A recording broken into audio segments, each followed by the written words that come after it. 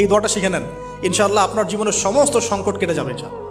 আমি নিজেও এই দোয়াটা বেশি বেশি করার চেষ্টা করি। দোয়াটা হচ্ছে, মুসা আলাইহিস সালাম একটা গাছের নিচে হেলান দিয়ে বসলেন, বসে দেখলেন দুজন মেয়ে দাঁড়িয়ে আছে দূরে, পানি নিতে পারছে না, লোকজন পানি নিয়ে যাচ্ছে, ওরা দাঁড়িয়ে আছে বেচারি।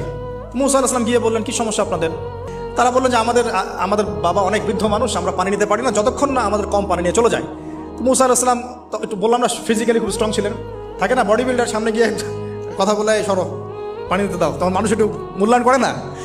তো মুসা আলাইহিস সালাম এভাবে পানি নিয়ে দিলেন এবং বাছুরদেরকে পানি পান করালেন, করিয়ে গাছের নিচে এসে বসে আছেন। বসে বসে তিনি দোয়া করছেন, এই যে দোয়াটা তিনি দোয়া করছেন, রব্বি, একটা নেক কাজ করলেন, নেক কাজ করলেন না, মানুষের উপকার করলেন, নেক কাজ করে এসে গাছের নিচে বসে দোয়া করছেন, আল্লাহ এখানে তো আমার খাবার পানি বাসস্থান কিছুই নাই, আমি কি করব? রব্বি ইন্নি লিমা আনজালতা ইলাইয়া মিন খায়রিন ফাকির, রব্বি ইন্নি লিমা আনজালতা ইলাইয়া মিন খায়রিন ফাকির।